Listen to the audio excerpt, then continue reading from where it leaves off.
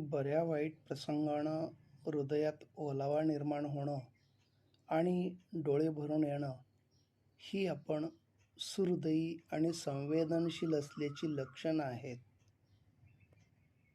जे लोक आजचा दिवस चांगल्या कामात घालवतात त्यांचा उद्याचा दिवस नक्कीच चांगला असतो.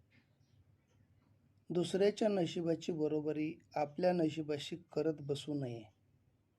आपलं सुख कशात आहे याचा शोध घ्यावा आणि ते वाढवण्याचा प्रयत्न करावा. बुद्धिमान लोक कधीही आपल्या नुकसानीवर रडत बसत नाहीत, तर आपली कमतरता जाणून घेऊन तिच्यावर उपाय करण्यासाठी प्रयत्न करतात. एखाद्या वेळी आपण नम्रतेने कमीपणा घेतला तर त्याचं फळ म्हणून योग्य ठिकाणी मोठेपणा मिळणार असतो. संयमानं त्या वेळेची वाट पाहावी लागते. हा जन्म पुन्हा नाही, ही नातीही पुन्हा नाहीत, म्हणून ती जपली पाहिजेत. तोडणं सोपं असतं, जोडणं खूप अवघड. म्हणून आपण तोडणारे न होता जोडणारे व्हायला हवे.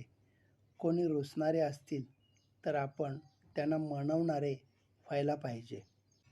जेवणाच्या पंक्तीमध्ये मीठ वाढणारा पुन्हा मीठ वाढायला येईल याची खात्री नाही.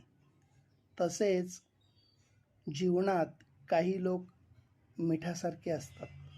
प्रत्यक्ष त्यांच्या असण्यानं कदाचित काही फरक पडणार नाही, पण त्यांच्या नसण्यानं खूप फरक पडतो.